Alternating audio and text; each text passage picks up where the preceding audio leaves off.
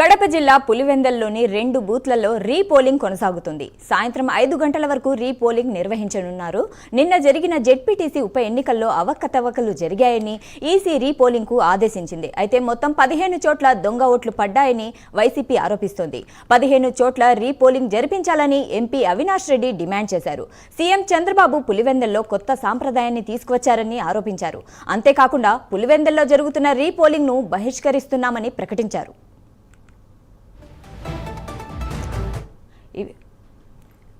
ఈ విషయంపై మరింత సమాచారం అందించడానికి మా ప్రతినిధి సుధీర్ లైవ్ లో అందుబాటులో ఉన్నారు. సుధీర్, చెప్పండి. Good morning Shahida. ముఖ్యంగా చూసుకుంటే కనుక ఏదైతే పులివెందుల జెడ్పీటీసీ ఉప ఎన్నిక అయితే కనుక పూర్తిస్థాయిలో నేనైతే కనుక రసాబసా మారిన పరిస్థితి అందరూ తెలిసిందే. అయితే ఈ నేపథ్యంలో చూసుకుంటే కనుక గత అర్ధరాత్రి కూడా రాష్ట్ర ప్రభుత్వం అయితే కనుక పూర్తిస్థాయిలో కూడా ఏదైతే పులివెందుల్లో రీపోలింగ్ నిర్వహించాలని చెప్పడం జరిగింది. అయితే ఈ నేపథ్యంలో కూడా ఇవాళ ఉదయం రీపోలింగ్ కూడా నిర్వహిస్తున్నారు. అయితే ముఖ్యంగా చూసుకుంటే కనుక ఏదైతే 3వ బూత్ అలాగే 14వ బూత్ ఈ 2 బూత్లో పూర్తి స్థాయిలో కూడా పెద్ద ఎత్తున అవకతవకలు జరిగాయంటూ కూడా రీపోలింగ్కి ఇవ్వడం జరిగింది. అయితే ఈ నేపథ్యంలో ఈ 2 చోట్ల కూడా రీపోలింగ్ జరుగుతుందని చెప్పి కడప ఎంపీ అవినాష్ రెడ్డి ఎన్నికల సంఘానికి కూడా ఫిర్యాదు చేయడం జరిగింది. అయితే ఈ నేపథ్యంలో ఆయన ఇచ్చిన ఫిర్యాదు మేరకు అయితే కనుక పూర్తిస్థాయిలో ఇక్కడ జరిగినటువంటి అవకతవకలు ఏంటి అనే దానిపైన కూడా పూర్తిస్థాయిలో ఎన్నికల సంఘం కూడా ఏదైతే అక్కడ ఉన్నటువంటి వెబ్కాస్టింగ్ లైవ్ను కూడా ఒకసారి పరిశీలించడం జరిగింది. అయితే ఈ ఘటనలో మనం చూసుకుంటే కనుక దాదాపుగా ఇక్కడ ఒకే వ్యక్తి దాదాపుగా 7 నుంచి 8 సార్లు కూడా ఓటు వేయడంతో అది గమనించినటువంటి ఈసీ పూర్తిస్థాయిలో కూడా ఇక్కడ మళ్ళీ రీపోలింగ్ జరగాలంటూ ఇక్కడ పెద్ద ఎత్తున కూడా అవకతవకలు జరిగాయంటూ కూడా రీపోలింగ్ అయితే కనుక ఆదేశాలు జారీ చేయడం జరిగింది. అయితే ఇవాళ ఉదయం నుంచి చూసుకుంటే కనుక 7 గంటల సమయంలో కూడా రీపోలింగ్ అయితే కనుక ప్రారంభమైందని చెప్పుకోవచ్చు. ఇప్పటికే ఓటర్లు కూడా పూర్తిస్థాయిలో కూడా ఏదైతే 3వ బూత్ అలాగే 14వ బూత్ వద్దకైతే పూర్తిస్థాయిలో చేరుకుంటున్న పరిస్థితి అయితే ఉంది.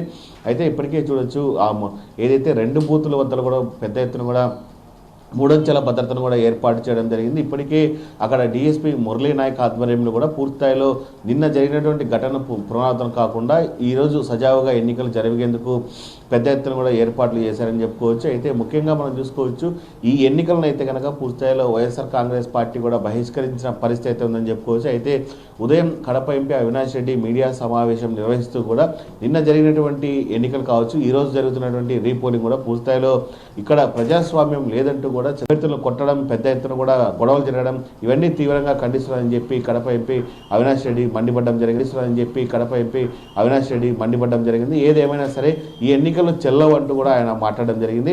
అయితే మరోపక్క చూసుకుంటే కనుక రీపోలింగ్ అయితే కనుక ఇప్పటికే ప్రశాంతంగా కొనసాగుతుందని చెప్పుకోవచ్చు. దాదాపుగా ఈ 2 బూతులకు సంబంధించి దాదాపుగా 1027 ఓట్లు ఉన్నాయి. ఇవన్నీ కూడా పూర్తిస్థాయిలో కూడా ఇవాళ సాయంత్రం 5 గంటల సమయం ఏది ఉందో ఆ సమయానికి కూడా పూర్తిస్థాయిలో కంప్లీట్ అవుతున్న పరిస్థితి అయితే ఉంది.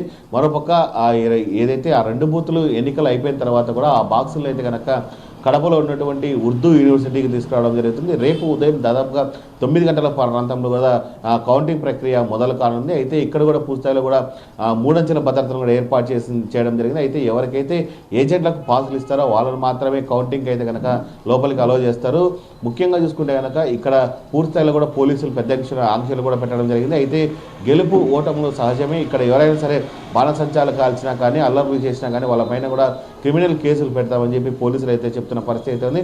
అయితే రేపు మధ్యాహ్నం కల్లా ఎవరు విజేతలు ఏంటి అన్న దానిపైన అయితే కనుక సర్వత్రా ఉత్కంఠతగా ఉందని చెప్పుకోవచ్చు. అయితే ఇప్పటికే మనం చూసుకోవచ్చు పులివెందులలో అయితే కనుక అటు బీటెక్ రవి కూడా పూర్తిస్థాయిలో పెద్ద ఎత్తున సంబరాలు చేస్తున్న పరిస్థితి అయితే ఉంది. ఖచ్చితంగా గెలిచేది మేమే అంటూ కూడా ఆయన చెప్తున్న పరిస్థితి అయితే ఉంది. మరోపక్క చూసుకుంటే కనుక ఒంటిమిట్టలో కూడా ఇదే పరిస్థితి ఉందని చెప్పుకోవచ్చు. ఏదేమైనా రేపు మధ్యాహ్నం 12 గంటల లోపల కూడా కౌంటింగ్ సంబంధించినటువంటి ఫలితాలు కూడా వెలువడున్నాయి. Shaida. Right, thank you Sudheer.